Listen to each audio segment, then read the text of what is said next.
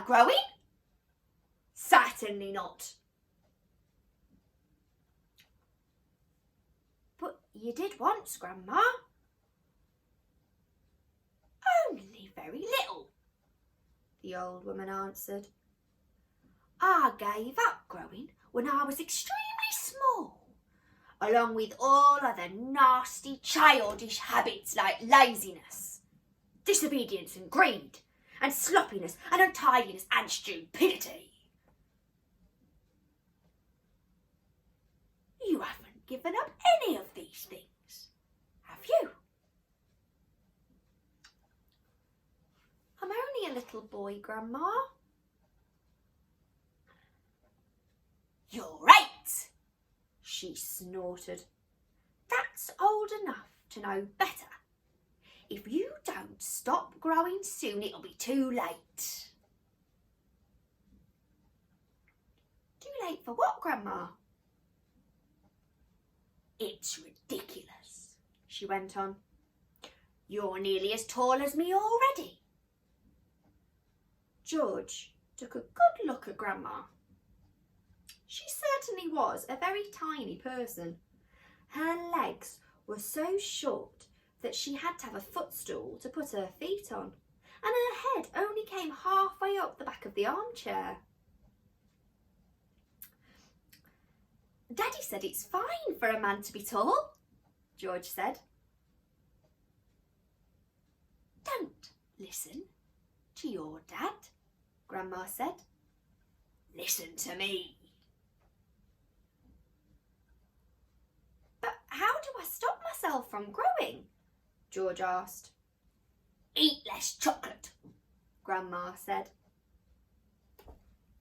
Does chocolate make you grow? It makes you grow the wrong way, she snapped. Up instead of down. Grandma sipped some tea, but never took her eyes from the little boy who stood before her. Never grow up, she said. Always down. Yes, Grandma.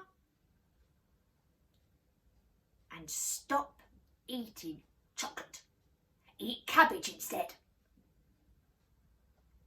Cabbage? Oh no, I don't like cabbage, George said. It's not what you like or what you don't like, Grandma snapped. It's what's good for you that counts. Now, from now on, you must eat cabbage at least 3 times a day. Mountains of cabbage, and if it's got caterpillars in, so much the better. Ouch, George said. Caterpillars give you brains, the old woman said. Mummy washes them down the sink, George said. Mummy's as stupid as you are, Grandma said. Cabbage doesn't taste anything without a couple of caterpillars. Slugs too. Not slugs, George cried out. I couldn't eat slugs.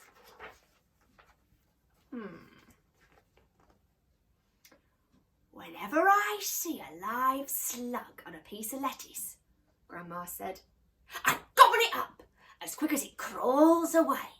Delicious.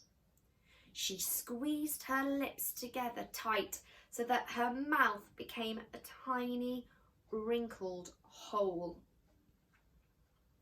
Delicious, she said again. Worms and slugs and beetly bugs.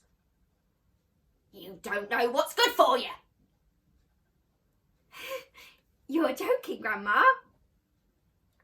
I never joke, she said. Beetles are perhaps the best of all. They go crunch.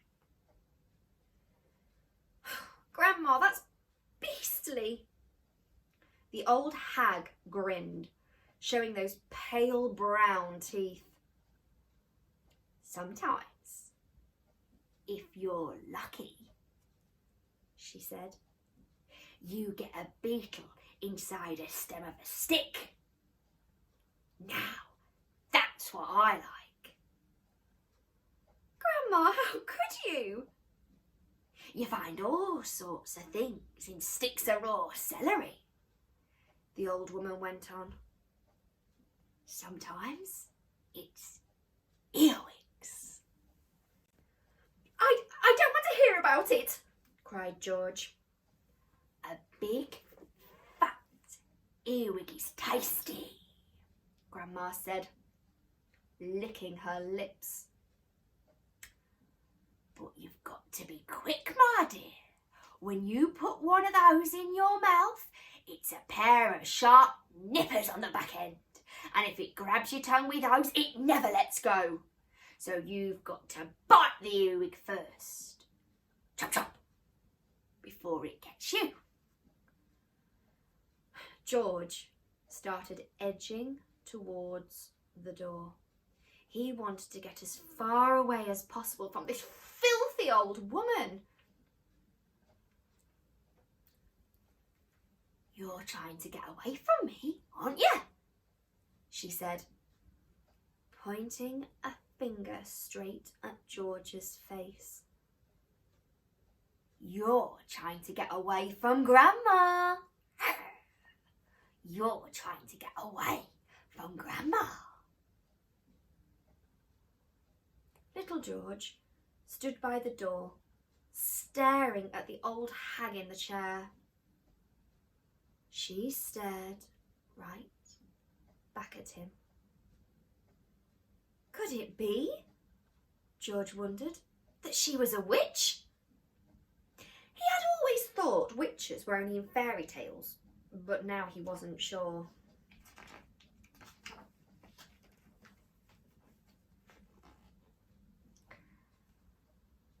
Come closer to me, boy, she said, beckoning him to a horny finger. Come closer and I'll tell you secrets. George didn't move. Grandma didn't move either. I know a many great secrets, she said, and suddenly she smiled. It was a thin, icy smile, the kind a snake might make just before it bites you. Come over here to Grandma and she'll whisper secrets to you. George took a step backwards, edging closer to the door.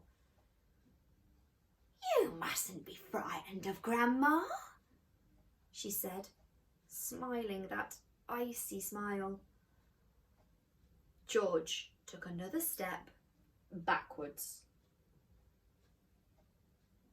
Some of us, she said, and all at once that leaning forward in her chair and whispering in a throaty sort of voice George had never heard her use before. Some of us, she said, have magic powers that can twist the creatures of this earth into wondrous shapes. A tingle of electricity flashed down the length of George's spine. He began to feel really frightened. Some of us, the old woman went on, have fire in our tongues and sparks in our bellies and wizardry in the tips of our fingers. Some of us know secrets that would make your hair stand straight on edge and your eyes pop out of their sockets. George wanted to turn and run away, but his feet seemed to be stuck to the floor. We know how to make nails drop and teeth grow out of your fingers instead. George began to tremble. It was her face that frightened him most of all. The frosty smile, the brilliant, unblinking eyes.